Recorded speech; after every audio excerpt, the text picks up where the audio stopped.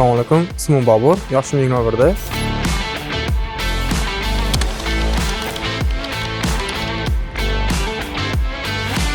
Tanishlarimning tavsiyasiga ko'ra Astromatik akademiyasida full stack yo'nalish bo'yicha o'qiganman. Ijtimoiy tarmoqlarda o'zimni tengdoshlarim erishayotgan yutuqlarga ko'ra, men ham erisha olmayman degan narsa bo'lgan va shu turtki bilan IT sferaga kirib kelganman. Bu albatta birinchi sabr, chunki katta proyektlar albatta ko'p kodlar bo'ladi va orada ishlamasligi mumkin, kodlarda xato bo'lishi mumkin. O'shanga juda ham katta sabr talab qiladi va vaqt talab qiladi va albatta kuch.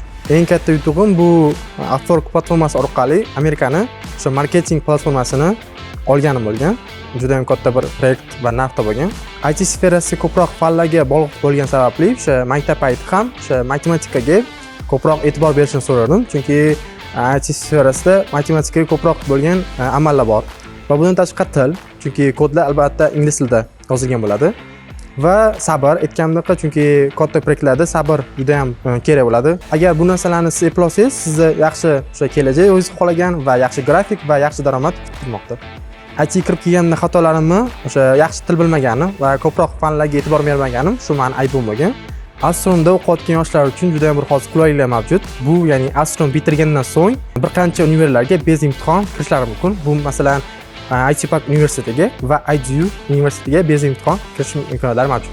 IT sferasidan eng qulayli taraflari bu, ya'ni o'sha erkin grafik, ya'ni bemalol onlayn ishlash mumkin, boshqa davlatlarda bemalol loyihalarni qabul qilib olish mumkin. Masalan, men Upwork platformasi orqali 1 yil davomida $9000 ga ega bo'lganman. Ya'ni o'sha Amerika, Kanada yoki bo'lmasa Yevropa davlatlaridan loyihalarni olib.